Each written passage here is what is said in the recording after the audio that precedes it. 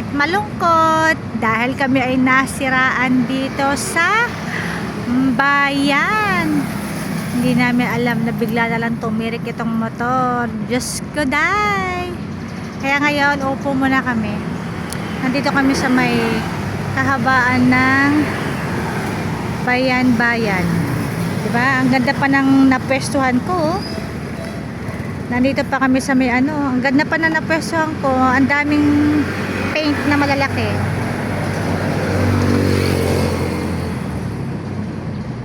O, diba? Ang ganda ng paint, no? Kaya kahit na pagod ka, ay okay lang. O, at eto kami. Nakaupo na ako kasi napagod ako sa kalakad. At ayan. Diba? Nasiraan tayo ng motor. Kaya pahinga muna tayo. Buti na lang, maganda tong harapan ko.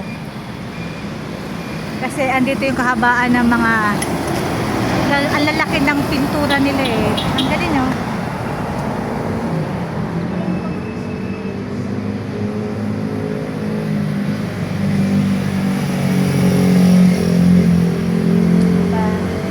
Sigurado ko yung mga taga Marikina alam na alam yan kung saan banda yan.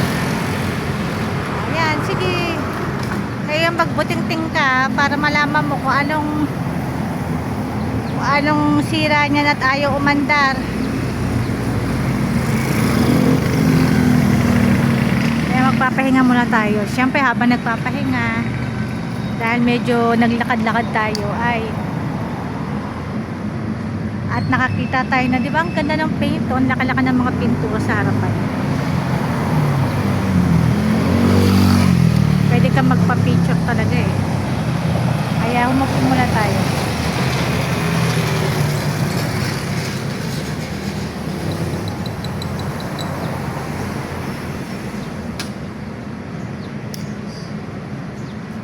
Pagmamasdan ko na lang yung paint para hindi ako mainis dahil nga sobrang init pa man din ngayon. Pawis na kami. Ayan talaga. Pati ang motor namin ay gusto na yatang magpapalit eh, no? Matanda na kasi yung motor eh. Halos 8 years na rin yan. Kaya at super siya, super gamit na talaga. Kaya ngayon, upo muna tayo, papahinga tayo. Buti na lang kahanap tayo ng medyo magandang pwesto.